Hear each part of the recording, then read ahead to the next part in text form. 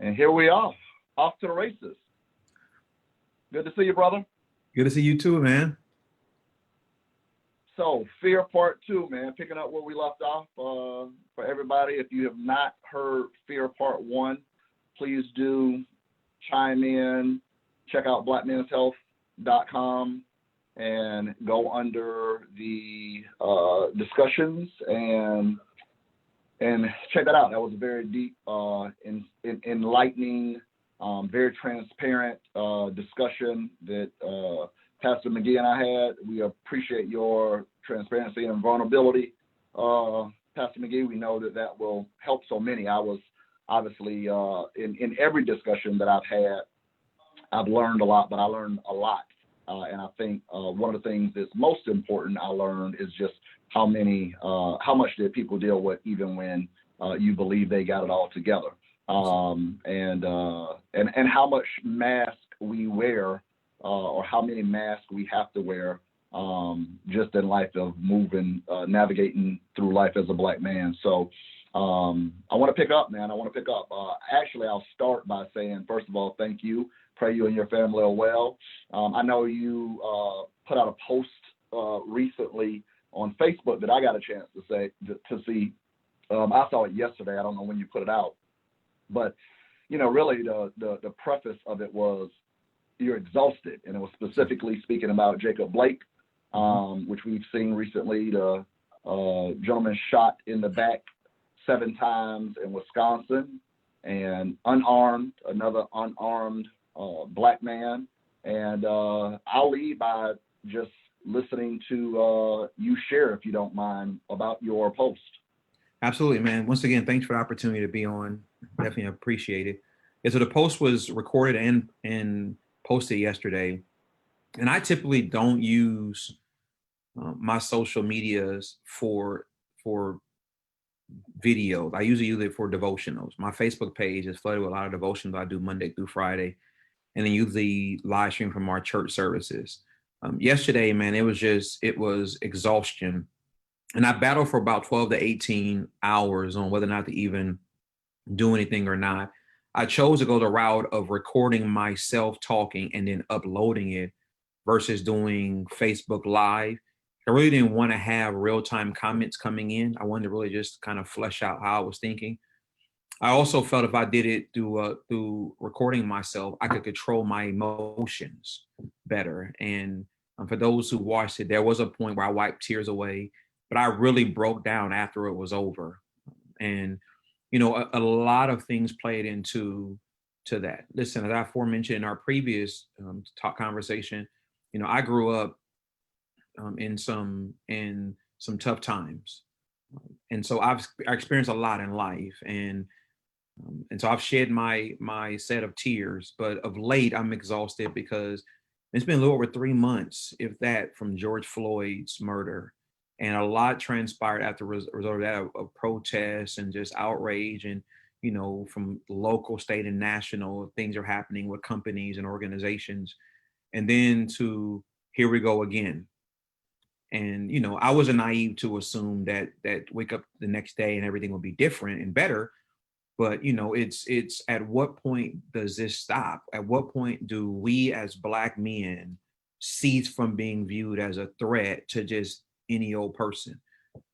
Just exhausted with the thoughts of my children's future and thinking about the impact that this has on them. I think about my son is one of 14 ninth graders at the church that I pastor.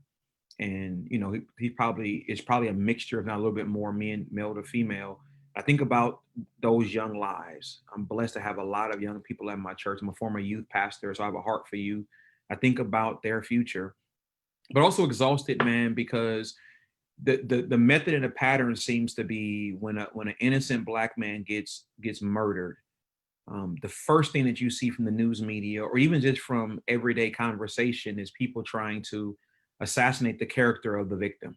Whether the person has a warrant or they're a deadbeat dad or they had a criminal record, whatever it may be, as if those matters justify what we all bore witness to.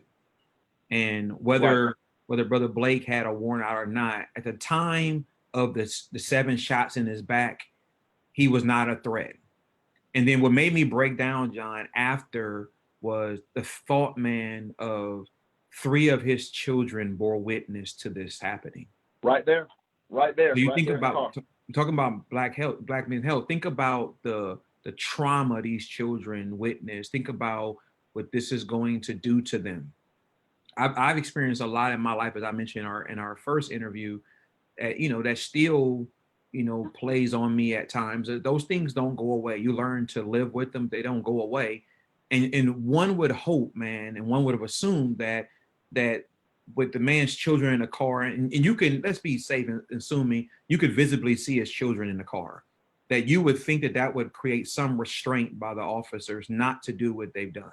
This morning I heard Ray talking, say there was a knife in the car, but that knife wasn't exposed. That knife was discovered after the fact.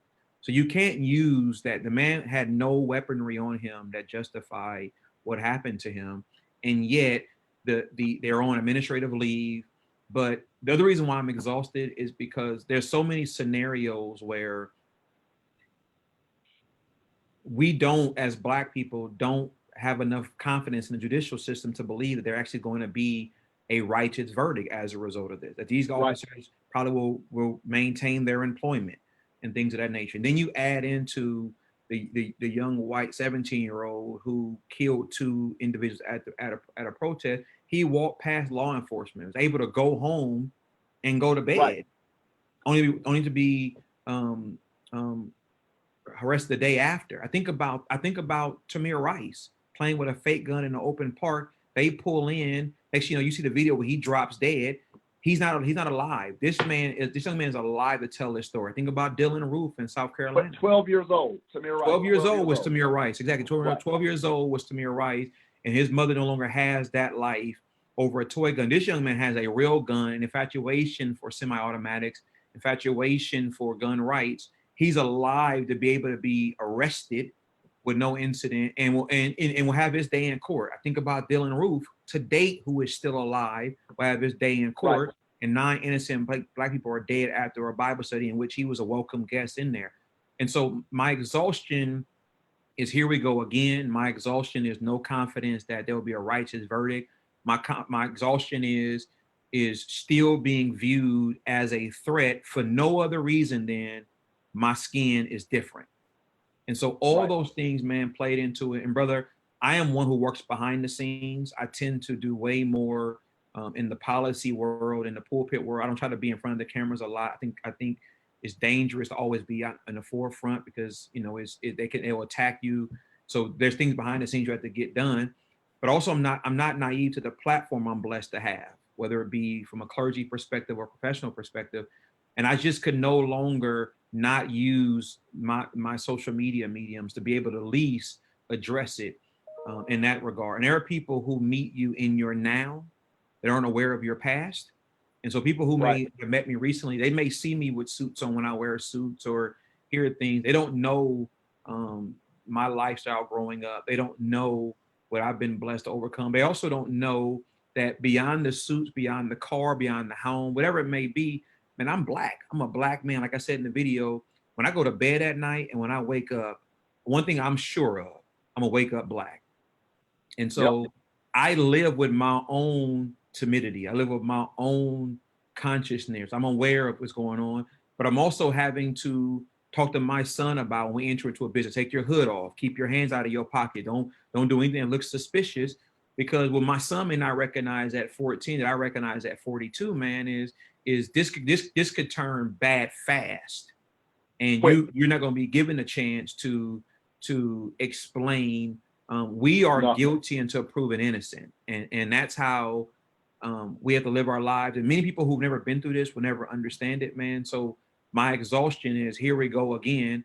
And I think Jaylen Brown from the Boston Celtics said it best last night. The NBA players, how they weren't going to play, and he said, "I'm tired of having to explain that we have no problem with law enforcement." He said, "But at what point can we safely be able to say that we're also, as Black people, not a threat? And at what point can we not be seen as a threat because of our skin and no other reason than that. I tell you another thing, you talk about exhaustion. I am, obviously I'm not trying to make this a political forum, but I've heard discussions, including the vice president last night, speaking about the American flag, kneeling for the American flag, and people just forcing this narrative that it's either or, as if it's mutually exclusive, which is not.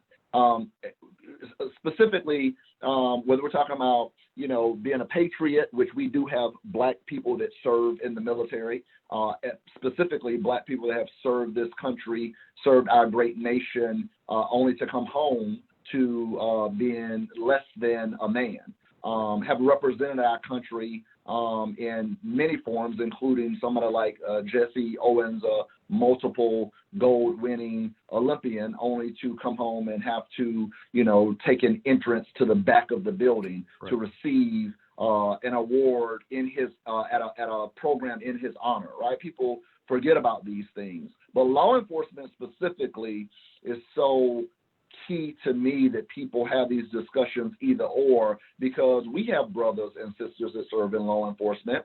I'm not going to speak to any name, but I have a very close brother, loved one, church member, former church member that is SWAT, and I think about him often. I saw him earlier in this pandemic, and we saw each other and stood there, and it is the first time ever that I have been in front of him like that, and we haven't embraced, right? So we realized socially what was going on, rules that we couldn't, engage and interact like that. But it was tough because I love this brother, he loves me, and we couldn't embrace as we usually do, just dapping up, loving each other, respecting each other, sharing about the family and things of that nature. But he's SWAT, which means, as I have spoken about, whether that be with, the former President Obama, to your point, Darrick, you take off the suit, you're still a Black man, right? This brother's SWAT, which, technically, if you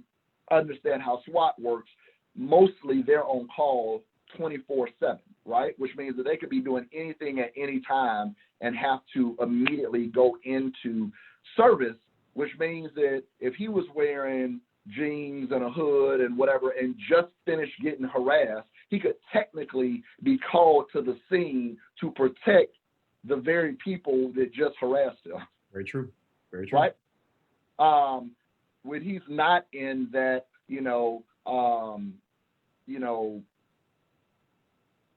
military, which basically, law enforcement in many respects is paramilitary. When he's not in that, military uniform, that camouflage, that, weaponry and all of that good stuff, he peels off all those layers. He's a Black man that's dealing with the same issues in this world. So to make it seem like we cannot be pro-Black and pro-life related to Black people walking around living, and at the same time embrace or not embrace law enforcement is just false, right?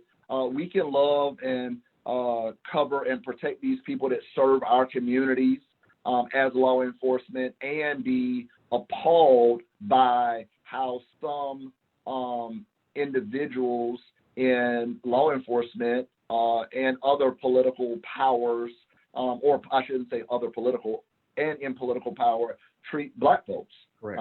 It's just, to your point, it's just exhausting. Correct. It's exhausting. I said after Trayvon Martin how sad it was that I am in a situation to teach my sons the very same lessons that my dad taught his son. Mm-hmm.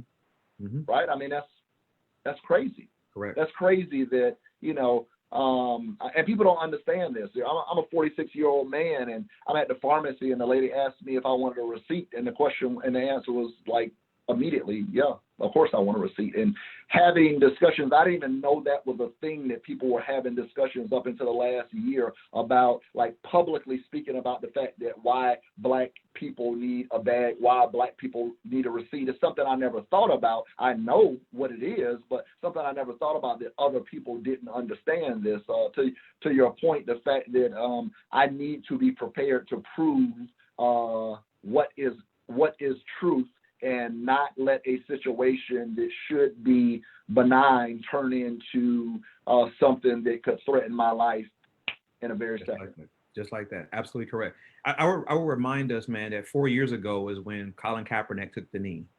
And I think over the years, people have totally misrepresented and misconstrued his reason for doing it. It was never Absolutely. To deface, nor was it to disrespect the flag. It was to bring an awareness on a platform that he played on, awareness to the abuse of law enforcement, or just the impact on Black lives in general. And he used that platform because he was on national TV to take a knee. It was never for any other reason than that. It became that through political ploy to basically to dehumanize him and to water down the work that he was done. Now you have the NFL commissioner quoted as saying, "I wish we would have done more to listen back then. I wish we had done." A couple of days ago. But this man's football career was blackballed. No team would touch him, et cetera, et cetera, et cetera. He is, and it wouldn't touch. Would not touch him. Will not touch him. There are other NFL players who, in no way, shape, or form, can you ever convince me are better athletically than Colin. Maybe he's not going to be a starter ever again in the league, but there are players who are still playing to date who I know he far exceeds in skill, but because of his stance. And we have to safely assume that the brother counted up the cost before he did what he did. He knew that there was going to be a price to pay for what he was doing. But he also understood that this platform I'm blessed to have, I need to utilize this platform and my voice to bring awareness to this. That's what it was about. The argument about the defacing of the flag, it was never about that. And so now when you do an either or, what you're saying is that you can't kneel and also respect the flag. And I beg to differ. I beg to differ wholeheartedly, is that when somebody cries out all lives matter, my first response to the question to them is, does that include Black lives? Like, are we included in all lives matter? And that's really what that comes down to. And you look at it, I said this, before in other interviews with other individuals, the reason why the George Floyd matter had the result it had is because you couldn't be a Black man or a Black mother of a Black male and not see your child or see your safe in the face of George Floyd and hear him crying out to his mother who's already dead. Now you can look at what happened to Jacob Blake. This brother is in the car with 3 of his children. And for whatever reason why he's being apprehended, all of a sudden there's 7 shots in the back. Remind you now, the similar situation happened to a young man in Georgia where he got shot in the back. You have Ahmaud Arbery, who's doing what people love to do, recreationally running around. He ends up dead from individuals who want to take the law into their own hands. We still haven't had arrest from Breonna Taylor's murder. All these things happen. And so when you see people exhausted and outraged and frustrated, it's because we know just through history and through real examples that had it been in another skin persuasion, the results would have been different. There are individuals who are in prison right now for selling a dime bag of marijuana, and they got 10, 15 years in prison. And now that same dime bag is all but seen to be legal.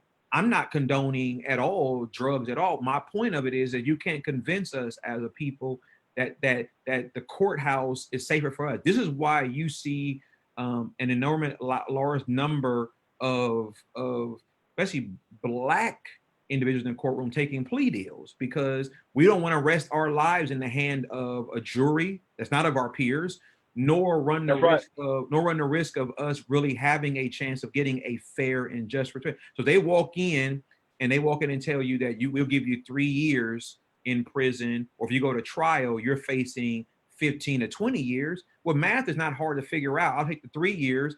You have a situation. There are very few people who are actually going to fight to the end to prove their innocence, because either they don't have the finances to afford a lawyer who's going to fight for them to the end, or they're worried about the 15 or 20 that hangs over their head if they're found guilty. And I'm not saying that everybody who is in prison is innocent. My overall point is whenever a black man gets murdered, the counter shouldn't be trying to throw in my face the numbers about black on black crime, because white on white crime is at a high number as well. My point is, as a human being, forget about race now, as a human being, when you see a man get gunned down, as a human being, it ought to pull at your heart. And you wearing the attire of paramilitary or law enforcement does not justify you having that right to be able to do that. There has to be another way in which you can diffuse this. Remember now, there are 5 officers that we know was on scene. Not even sure how many more are on scene. And you telling me that they could not get this one brother under control? There was no weaponry on him. Or use non-lethal force. Or he's non-lethal force. Now they're trying to say that he was tased and it didn't work. Well, then that's a failure of training. If you're telling me you tased the man and it didn't work. But the fact of the matter is if he does survive, which he's still fighting today, his dad's reported he's going to be paralyzed from the waist down. So regardless of how this ends up, if he dies, if he survives, his life and his family's life is changed forever. He'll be a paralyzed father trying to help raise his children, which means he's no longer fully mobile to do what he was doing prior to this encounter. If he dies, these children grow up without a father in the house. And we know what that looked like in our community when there is no black presence in a child's life. And so all of these things, just like that, life has changed because of an encounter. And that's the reason why it's an exhaustion is man, I remind people, and I understand about, about being courteous, but I remind people that when Dylann Roof got arrested, when they finally caught up to Dylann Roof, they actually took him to a Burger King and gave him a meal. Now, I understand he was hungry and you want to treat him as a human being. I get that. But the fact of the matter is that Dylann Roof got a better treatment as a identified confessed murderer than some black people have ever gotten, even after they've been found not guilty. Even if they've been found, they have served years in prison and found out that through DNA evidence that they were innocent the whole time. Dylann Roof got better treatment. Then Nicholas Cruz, after the Parkland shooting, is getting better treatment. Those are the things when I talk about being exhausted, man, is I want to have the same faith in judicial system as my non-black counterparts have, and I don't have it, and I am nowhere near breaking any laws, and I don't want to have myself. I've been in the courtroom enough, John, as a pastor, visiting people or showing support for people, and when I walk in there, I get timid. I get nervous because I'm tired of going and just watching it and bracing myself to be able to counsel a mother or a father or parents, because we all know that the verdict is probably not going to be a good one. Those are the reality that eat to it. And let me add to that, man. Those things also then generate the mental health challenges and the emotional distress, things of that nature, because it wears on you. The weight of all of this wears on you. Listen, I have naively convinced myself at times that because I move and shake in certain circles that I'm exempt from this. But and that's naively doing that because I want to believe that. But the fact of the matter is I am no more exempt than anybody else is. I may be a few layers removed from it, if that's even true. But the fact of the matter is that there are people in the city that I live in who still are threatened by me for no other reason than my skin. Not because I've done anything to make them feel threatened. I may have a higher net income than they have, but they're still threatened by me. They'll still clutch their purse. They'll still cross the street. They'll still, look at me sideways. They'll still profile me in the store, et cetera, et cetera, et cetera, because of that. If I walk into an expensive store, the assumption is I'm out of place. Well, I walked in there intentionally. I'm in here because I know I can afford to be in here, and yet and still the thought is, why are you here? And all those things, man, to be able to live your life looking over your shoulder is not a way you ought to be living your life, especially in 2020 in the freest country in the world. This should not be the reality. And I heard the vice president, and listen, I am one who has a degree in political science. I work in a political process. I respect the office of the president and the vice president, regardless of which party is occupying the office at the time. But having said that, you don't have to overemphasize it's going to be law and order and things of that nature. My thing is, whatever happened to really trying to understand the context by which it's going on? me crying out and yelling to consider our rights does not mean that I'm disregarding law enforcement. Does not mean I don't respect the blue. What I'm saying is the same respect you want me to give to blue, give to black. That's what I'm asking. Yep. That's what we're asking. We're not blatantly going out there to intentionally break the law. What we're saying though is listen, you can't see these things happening with your own eye when you're seeing a person get gunned down, and you're still telling me that this person has a high likelihood of walking away free. When you think about many of the scenarios where we've seen brothers get murdered, get slaughtered on camera. See, back in the day when these things happened, it was your word against mine. Now people are pulling out their phones, recording these things happening. And Jon, they're still not being charged for blatant murders. That's where the exhaustion comes in. As like, what else do we have to do when we gave you the evidence and you're still telling me that there was a kink in the system, that this went wrong? There's no way possible you can see this and tell me this person should be able to walk away freely. And so because those things keep happening, there is no confidence that our lives really matter. And so thankfully, people haven't begun to take the law into their own hands and begun to do the retaliatory treatment. But there is no confidence in a system that's supposed to be designed for all, because when I wake up in the morning, there is somebody who looks at me as a threat because I woke up black. That is the fact of the matter. It's not everybody, thankfully, but there is at least a person who is threatened by me for that very reason. When I haven't been pulled over in a long time, but when I think about when I make sure that all of the things that I'm going to need if I ever get pulled over are in arm's reach and they're visibly seen, so that if I ever do get pulled over, that I'm not reaching and giving them a suspicion that I'm doing. So I'm careful about all those type of things. I'm making sure the tint on my window, to make sure my tint is not too dark. I'm not giving you any reason to have to pull me over to want to suspect that I'm doing something. And I'm college educated, as are you. I blessed to have a lot of things. None of that stuff matters at the end of the day, because just what Jacob Blake thing proves, man, is one encounter, a matter of 5 seconds, your whole life can be turned upside down. His sister referenced something in her words recently where she spoke about, first of all, she said, don't pity. I don't want pity. I don't want your pity. I want change. Correct. Right. And I saw what someone else referenced, this public grieving is just exhausting, right? I mean, how many times do we have to do this? Blake's sister also referenced Emmett Till and the family of Emmett Till.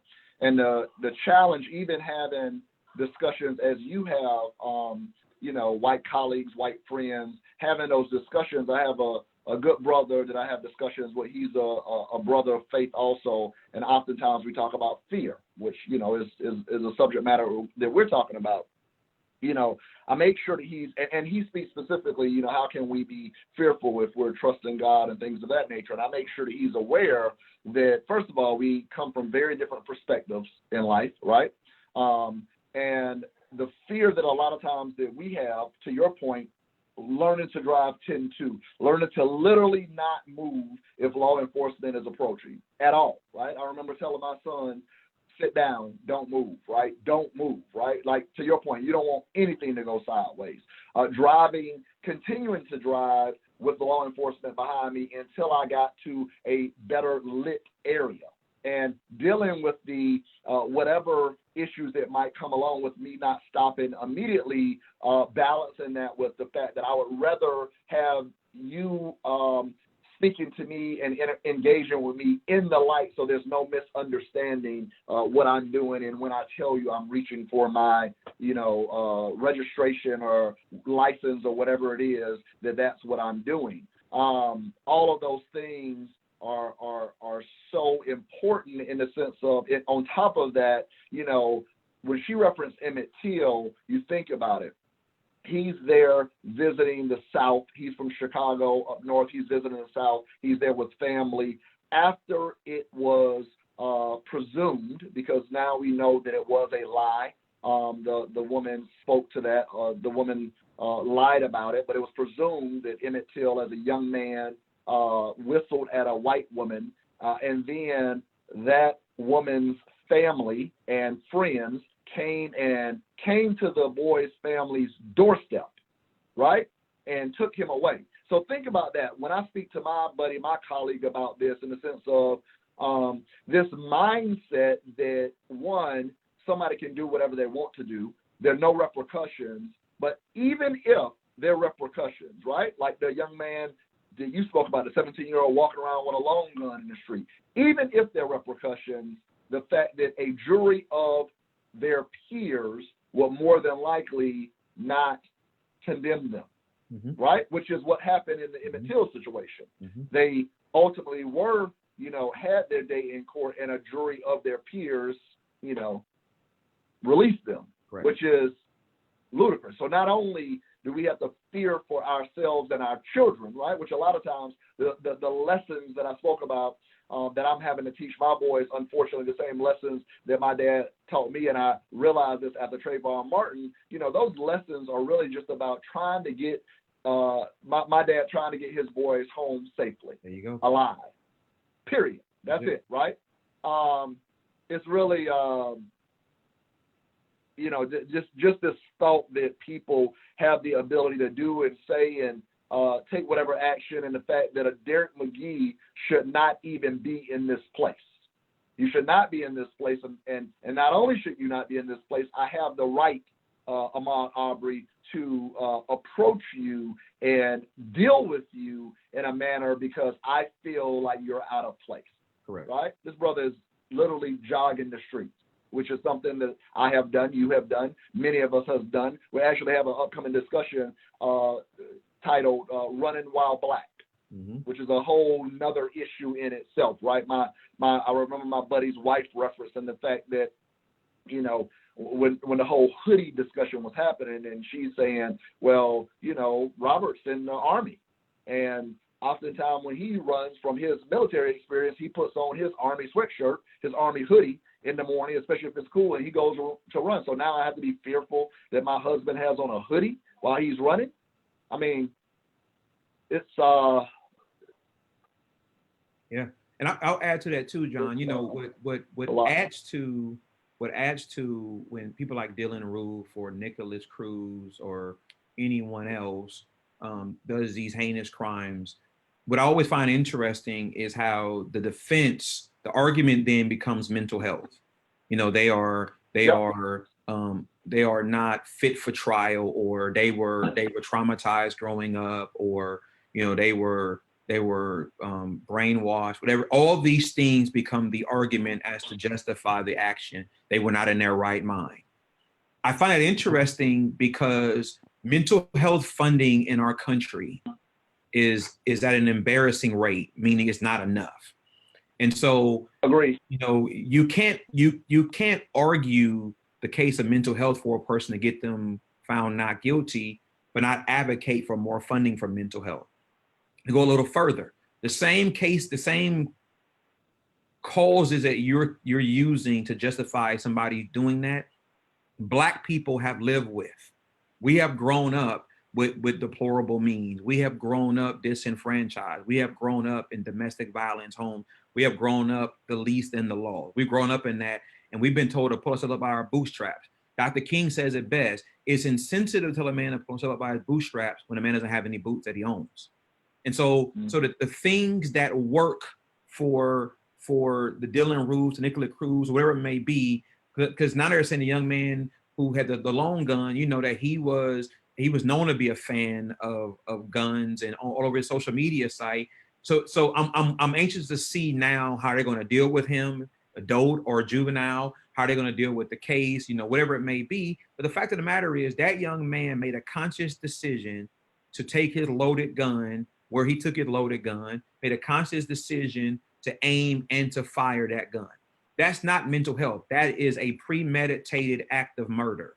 And you should not be able to soften that from what it really is or really was. It's premeditated. It wasn't, nobody bumped into him and he started shooting. No, he went down there with the intent to threaten and to do harm. You can't convince people otherwise. And yet, and still in this scenario, that there is still no confidence that he's going to be found guilty and actually serve the right time in prison. And that again leads to the fear that we as a people have, because we know that, number one, if I ever would have made that attempt to walk down the middle of a street with a long gun, the end result wouldn't be me going home that night and going to bed. The end result would not be anything like that.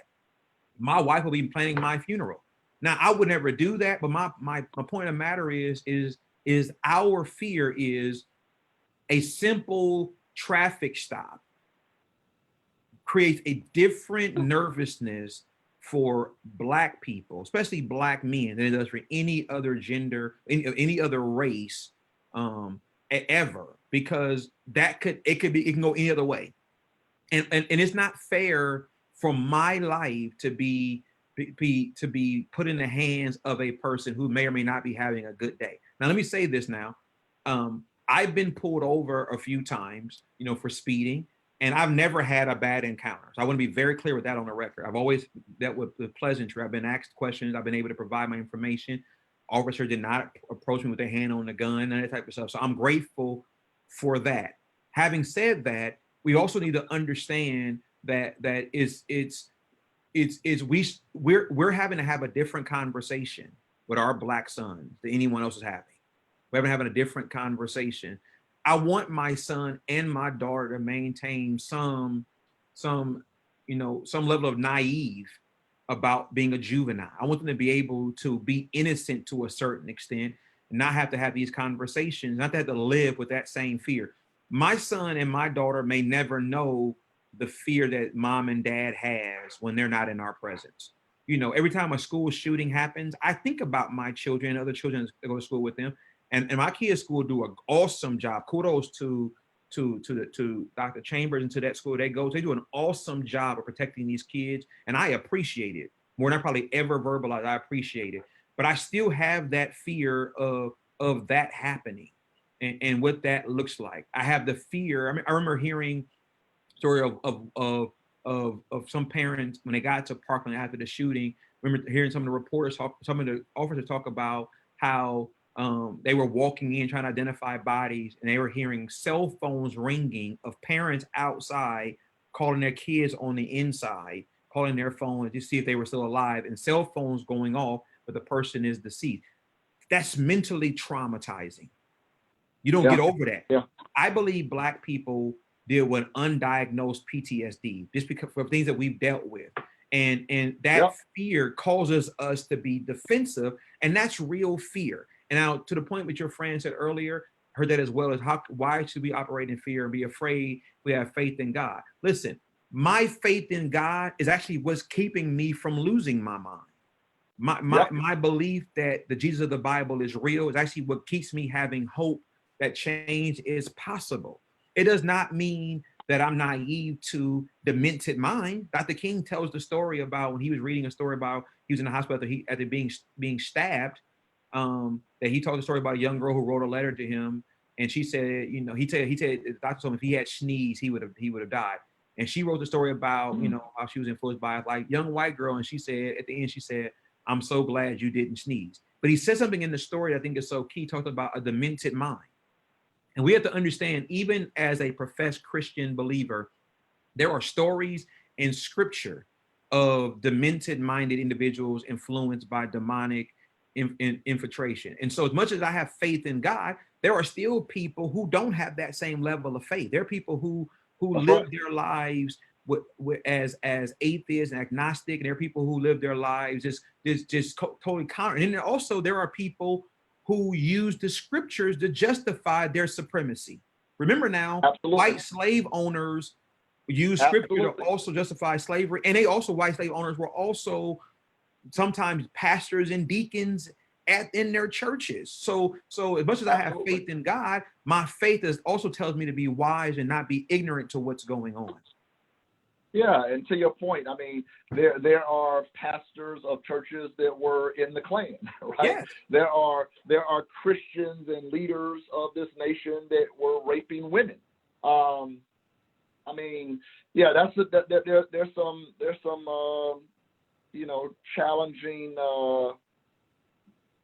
challenging truths I heard somebody the other day say complexity. I was like, not really. It's not that complex. Yeah. I mean, people are hateful and racist, and it is what it is. And if you got to go back, it's definitely some hard truths, but those are the truths. Yeah. John, let me just insert this too, because this is on my mind. I want to just say this. This is trained behavior.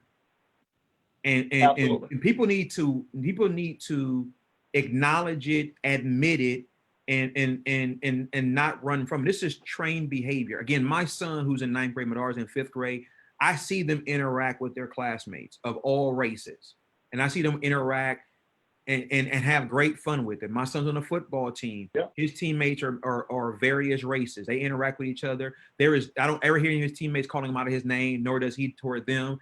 They enjoy each other. They all have similar interests in life. Nothing whatsoever gives me as a parent the fear that my son is not safe on the football team, and others to that regard. My son has multiple races of coaches. None of them ever treat my son less than a human being, and so it's known that this is trained. You mentioned about there were some preachers who were also part of the Klan. Unless you knew the shoes of the bank owner, you didn't recognize that the bank owner also had a robe on that night, lighting a cross in your front yard. But that is that reality. And so I am blessed to work with people in the process I'm in who are not Black, who I have no doubt in my mind are not racist whatsoever. But then I also have some people who there may not be racist. They may be nonchalant to what's going on. They may feel like this is not my issue, not my problem. And I would say to people in the city I live in Tallahassee, as I said before, we're not exempt from this becoming our reality. We're not exempt from becoming Milwaukee or Ferguson. We're not exempt from that whatsoever. Right. And so as much as we may, love our community, we're not exempt from that becoming our reality, because all it takes is a heinous act of violence. All of a sudden it erupts, because anything, my brother, that is suppressed eventually becomes volcanic. You can't keep pushing things down without eventually it erupting. And what we're seeing in other communities is eruption taking place of years of suppression, of years of saying this too shall pass, like they say in the Black church, and eventually it just erupts. And when it erupts, some people can't control the eruption. They can control how they respond to it. And unfortunately, lives are taken, even from innocent people lose their lives, but it's because you've been suppressing it for so long, and eventually it just explodes. So your dad talking to you and your 3 brothers, my granddad talking to his grandsons, me and talking to my son, we're having a generational conversation and called the talk. That's generational. That if we don't have this conversation, we know that the end result could be deplorable. So now we're having this conversation, and unfortunately, John, we're having this conversation at a younger age now with our children than before. Yeah. Our kids are no longer in high school getting their driver's license. These kids are now in elementary school, middle school, having the talk. And I think the just the sad reality there, and you just said it, is the fact that we're having the talk younger and younger because we realize that this discussion is going to happen at some point, and we would prefer to prepare them for it, right? So what's that dichotomy, right? That great balance in, to your point, I'm watching my kids engage and interface with their friends, and this is not something that's even a part of their reality. They're not even dealing with any of this, right? However, we have to prepare them for something that we know is coming, and it's not even a part of their current construct. Correct. That's correct. Sad, right? Correct. We are injecting something in them, and we are injecting something into their reality to prepare them for something that we know what awaits them in the world. And that's a challenge, because we would be not doing our part as fathers, as parents, to allow them to go into the world and not be prepared for that, which is sad. Correct. Which is sad. I love that my children, our children, can experience more. Unfortunately, they get in way too much content and way too much information. But I do love the fact that their friends, a lot of their friends they're just friendly, and that's how they grew up, and they just know each other, because I do believe that empathy, that ability to just see somebody as human, is because of it's relational, right? I think that a lot of what's happening in this world, this social awareness, this social awakening, this uprising, if anything, in awareness about this social injustice is the fact that people are seeing the fact that that could be Pastor McGhee's kid. Yeah. I know him. Yeah. That could be his kid, right? Because it's so easy to have the ability to say that doesn't involve me, right? I say that all the time in the sense of crisis, right? We're dealing with it right now. Right now, I shot off text messages, made some calls to our family to the west of us in Louisiana, in Texas, things of that nature, because there's something that impacts them related to severe weather that we cannot control, and it impacts them. But I'm only paying attention to it because we have family and friends and loved ones there, right? 2 days ago, we were hyper-focused on what it was doing because it could impact us directly, right? But in Florida specifically, hey, man, if that thing goes a little bit to the right and starts going up to the coast of the Carolinas and New Jersey and things of that nature, by the time it turns, it's not even our issue anymore, right?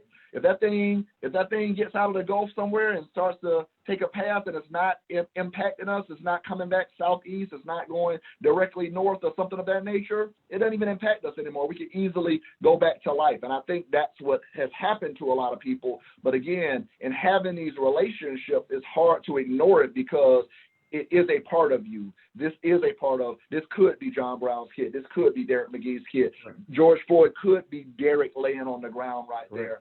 Could be John Brown laying on the ground right there. And prayerfully, these relationships help make it less acceptable, right? You spoke about the banker's shoes that maybe you would know if you were looking under those sheets, right? We can't be absolving anybody in that, right? Because as I remind people, there was somebody that was ironing those sheets.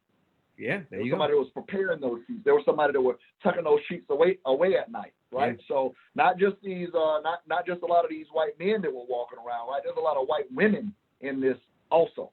And remember, man, as I say, dealing with, North Carolina and looking at the 4 that sat at the table for the lunch counter sit-ins, man, these are people my dad knew, right? And if my dad knows them, this isn't my granddad or my great-granddad, right? If my dad knew them and he was dealing with hoses and dogs and things of that nature, then somebody was on the other side of that hose. Somebody was on the other side of that dog, right? If my dad was dealing with these injustices, your dad or your uncle or your whoever, granddad could have been on the other side of that. And that's not to say that all white people. I reminded somebody in a post recently. I got some dope, wonderful old white men in my life that they treated us just like they treated their daughter or their son, and we're thankful for that family that we have, and they are indeed family.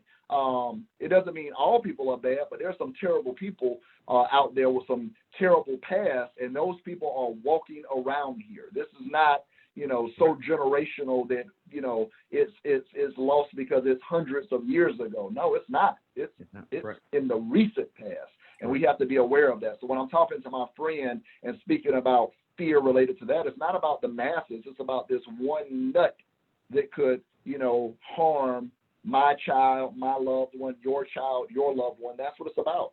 Mm-hmm. That's what it's about. Mm-hmm. Mm-hmm. Hey, man, Darrick, we have not got to what we were supposed to be talking about, so we might have to have a part 3 of fear. It's always a blessing to have you. I think next time we will stay on course. We obviously did not know this travesty would happen. Correct. We pray that there would not be continued travesties, but I am glad that you shared that post yesterday. I'm glad that you were, again, vulnerable and just giving us your mindset and where you were. Things like that definitely help sometimes communicate what a lot of people are trying to communicate. So that's a blessing in itself. But we are going to get back with a part 3. We're going to speak about the other components of fear that we first talked about, and we're going to continue this discussion, brother. Okay? Absolutely, bro. I like it. Hey, man. Love you. God bless you. Stay safe. We'll talk again soon. You see, I did not put on my shirt and tie. I appreciate that. I'm gonna put on my polo next time so I can